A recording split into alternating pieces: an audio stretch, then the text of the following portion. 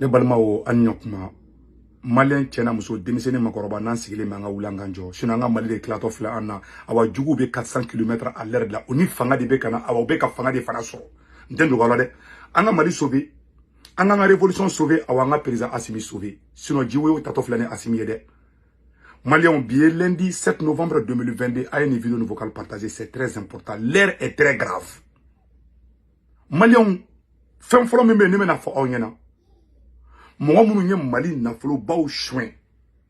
ani kanga jamana jamfa na do kanga ta kasola olu chama di fara nyogon kan ayi kuma ina mede o yu fara nyogon kan parce que ba do poursuite judiciaire na olu chama no fe ku chama u fara nyogon kan ka ta nya fo sorasu nyana ku ko lu toyi ko olu bu deme ko nu yu bulo jo mo la ko lu be voto tiyi comme ku ko lu toyi en contrepartie anyo kuma de me anta do naka soro sorasu sonindo anta do naka soro Assimi be ko in kalama me président Assimi no yi negen i ka doni ndafe i ka ni kuma yi accepter président Assimi ni sonani madoro koro ku ye janfa glugi do ila anta don accusation te awa i kada nye fana awa président Assimi i ka bla i kuna ni nimbila bi o force de changement di parce que ou be ka trasan ki negen anta don anu bena kokoka en tout cas nyonye kenikera nyonye kera ambo kalama onu yu farale nyonga ugo kube tuiko ko sorosu ku toyi kube tuiko deuxième mois o mogo kelon o ba do mogo tuka parti ba o fait o be ka association kura de fana créer sisa a do ere campagne damine village la ko Assimi parce que bini Assimi to ko fodro mogo be gringa daika o be ka Assimi to ko de ke étiquette Assimi o ya au sorosi munu yo kureta ke o ya ka CPI taga de préparatoire fleni ntendu o la au kadawni au kana ke ko amunu nye forte changement nye souvent quand be bo ko kaw au critiquer ko koroka nya ujui o de woro de be kaw sege au sorosi chamambi ni au nyininga mun kadi au ye mogo chamanga tugu au ko u kana au forma ko ni mai u kana u soso na ye mun fo u ka soma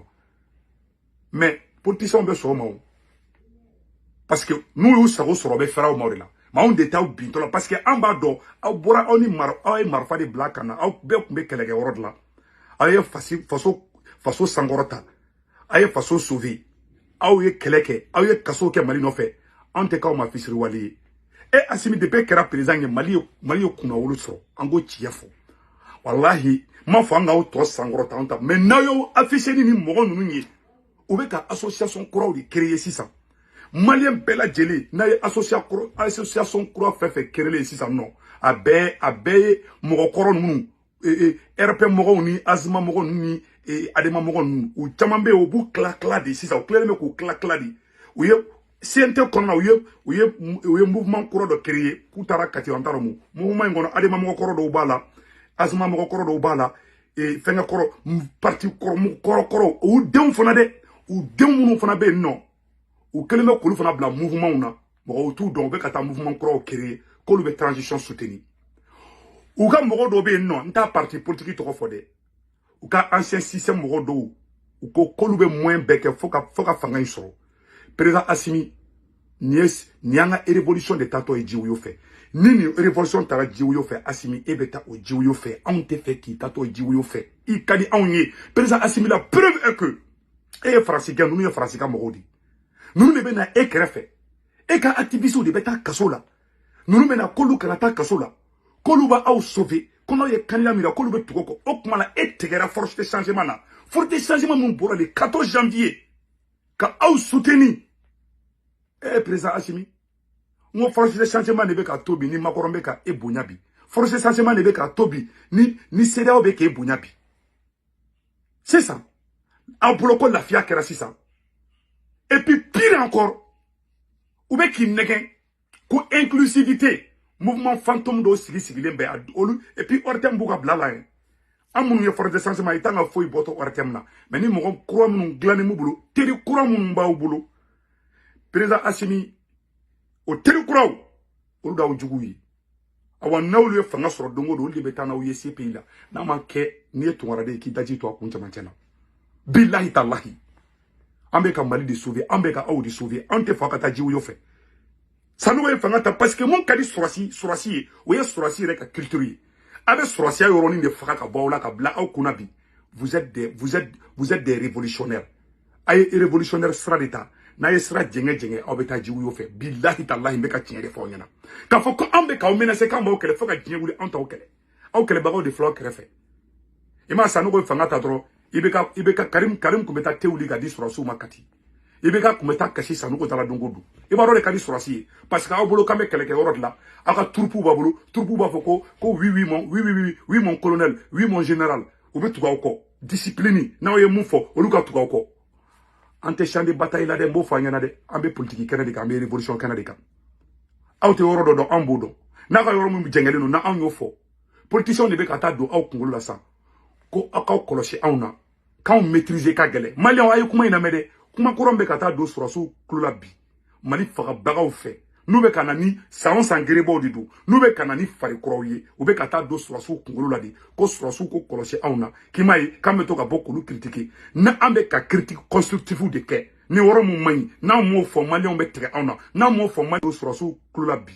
mali faga bagaw fe nube kana ni saon sangere bo didu nube kana ni fari kroye ube ka ta do surasu kungulu la di ko surasu ko kolosi awna kimai kameto ka bokulu critiquer na ambe ka critique constructif de ke ni woro mu mani na mo fo mali on be tere awna na mo fo mali on bu ba awnye na ntuguro aw ko saga aw be ta jiwo fe on be ta jiwo fe mali be ta jiwo fe bi afrique bebe ka tisi ko sini asimi iye France gain iye mona do France la iye mona do union européenne na yu bel lebu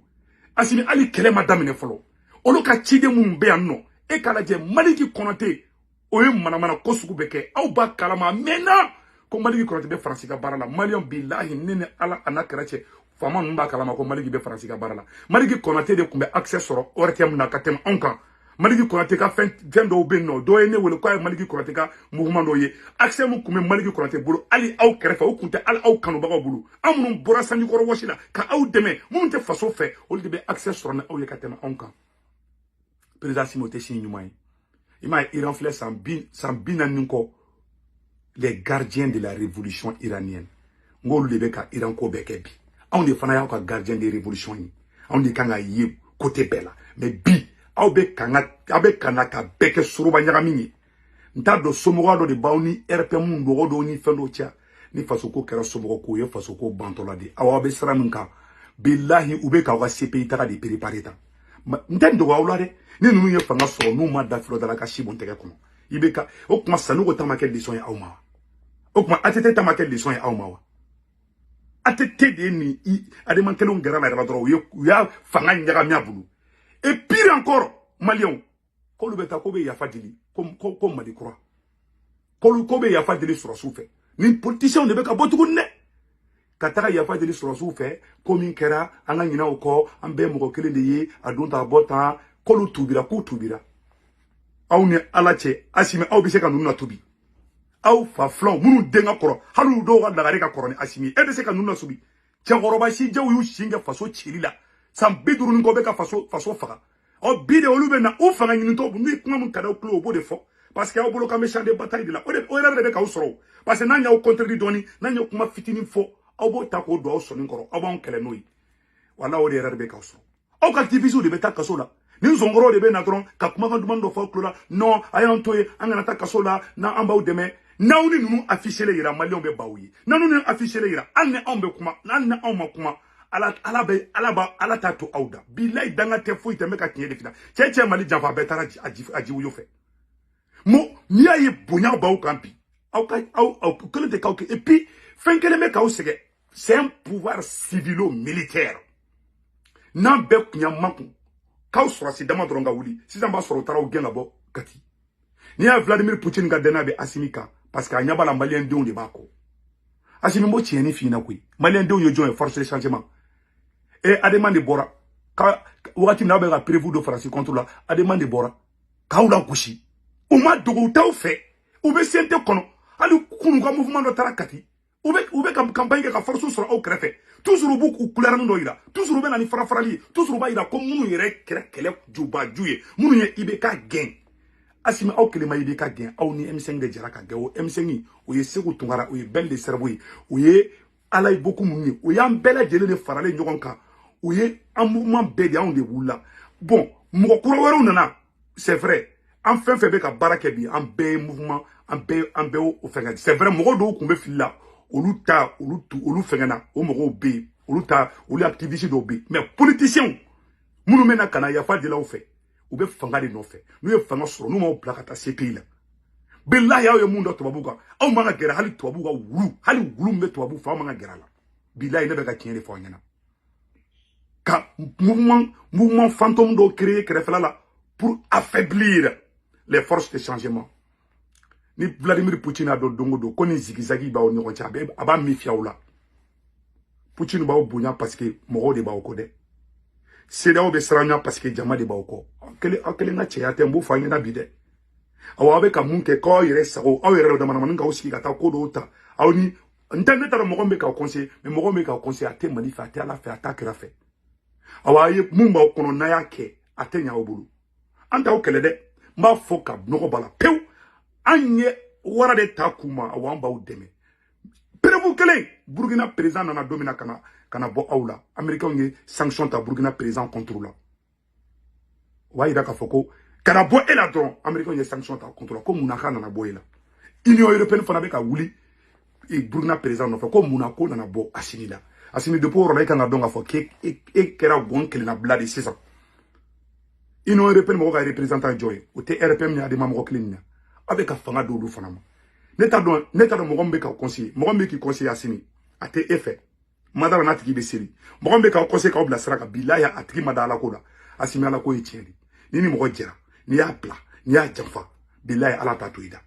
uyo de ga sanugo la ni mo kelen ne na ka ta kasi sanugo krefe ka ta force sur sanugo krefe ka sanugo détruit ou sur asindement bebla ngona konare sanugo musa singo ku be fra nous ma kaula nous ye force sur na uma au chechi abanda uta nkulila ngaka banda utoi ayan kele banda uno fa ay gazi fian anka banda uno fe banda kuntara da froda la ne akla klo tege kana fa ngala somi fa la somi edidu ne fa ngel de muruba ko beka sabo ke ka ke inafo andamana man de kureta ke de bon récompense la ebe toya hal neti sola ebo tola an neti sola ebo toya nebe elame asimi yere sigilembe ko be ka munu ateka taka force changement si fait ntado mogo mime ki conseiller ntado ni surasi de donwa civil de donwa mogo qualité mu doa mo mi kenbe ki conseiller ki blan israinka ki negen ko zomba kule o ka toy ko lu kana ta kasola bli no malion boro kala ma dongo de inyugumbe doula ni malion ni adema mogo koro kele nunu munu ya malichi ni adema ni RPM ni azman kelen o de be ki fara nyogon kan ni malion ni yo dongo do ku ni awde be nyogon bulu nu ma akasama douna abena nga election gele ya ambulu angen tawkele ante menasila mais ala baw kele de na ke janfa de bila ala baw kele bila ita ala baw kele awani nyagami parce que ne bi se ka kuma choko do la mogo do se ka kuma ti mogo do bi se ka dimi ka fokuta o febli ibe ka indeke ka RPM to ka tiki noro ka be fara nyogon ka ko inclusivité hali lahara inclusivité ti ibe ka ya tante amanya mogo shit se ka be fara nyogon ka o madri ka ke dien dugu shila faso de njugu ye faso de njugu de faso de nyuma ye faso de nyuma di faso de nyuma barabe kene oludi mo wa uneke et puis ermani ma ministère menali ala kana uchi ka betani mo korota ube ka onege ntuguni ko beki mankun outse ka bela mankun ibe ka ya tante ni mun kulela do ibe ka be postu do doma anga M5 la ibe ka wari ke mara ibe ka mogo yi wari ke mara si ka do wele kerefe ka war doluma una na kuba tante ka mouvement chama bi boni malien tigera fanga la dron o ye fanga shi bantola di akara to malien ka ba oyede bon ambe ka ni kuma munu fo magoron klobe na ala manda nyanga ni fo parce que anye mogo fefe chauma aya ira bela kambe di kilinge malien ube ka taga do surasu kungula kambe kilinge munu ye mali faga ube ka taga do surasu kungula ka foko non ambe ka ya fa nyogoma aw ni ala che aw fa flon oluka mali faga ka mali tachien ka mali lebu ka tla kana jo awma ko non kambe kilinge ambe te kilinge halila harambe te kilinge na ni nunu ye fanga sura nu mo bla ka ta CPI la ni tongara de ika fo mako punya mo de ne te ka usu ne be ka usove de awa jiwo de flek atana uye ne be ka usama ka bo jiwo de la awa association kura fe be ka créer clé fly na malion abe adema mogo ni RPM mogo di ou be ka association créer sur la site do ba complicité la ntaro ni asimi ngene ba complicité la même billahi tallahi ou be ka dabo akamadi wala saka fanga di ni mogo koroma aya mogo korom nge alna usomo ye adema ou be RPM ye somo ko ma diliga jamana jo na ye jamana ko ke somo ko ye o ya kelengi jamfadi asimi nu ye janfa glugin do ila ni ma bo ni mata jiwo yo fe ni tungara de ka fo mako tunya mako de danga te menacité foite angana o kele de en forte sentiment ante menacé o ma de mbo fo ka no bola ka fo ko ni awni adema jera kamba o kele non anta o kele mais ala ba o kele parce que janfadi ibe ka tari noro sanogo la est-ce que mo ya kele mo ma kele mais ala ya kele gena ka boy ante fo ka ke awla ante fa ka fo kunu ka usama bi ka uzunza aw ka dawni abe sramika o shishidi srali ntendo awla de maliki ko nate kunte ka aw yere ka fengla aw yere ngana Karim Keta Boulla, aga mogo do la ntado boanyo kuma mais je ne sais pas. Bon maliki fana ka kafela tanchoga la, ni maliki nana ni koma bala mali be bawuyi. Frustration be fambe. Ala ka clignement dawma. Ala ka clignement dambela jelema. Aya sembo ni système moko koro sena. Na mani zigizagi ndabla. Abena malien be bawuyi. Ni malien commence à ka muruti au contrôle la. No kera as et non seulement irisuka ya service de renseignement be fambe. Olu be ka o deme. Vladimir Poutine ye serial beta ko dema parce que a dale bila ambe photo de ka faro danaka ambe fe ka Afrique sunjata di mais ebe o kuma na muni be ni mo na ne norole aw norole bula o ye mali fa o ye mali janfa en tout fait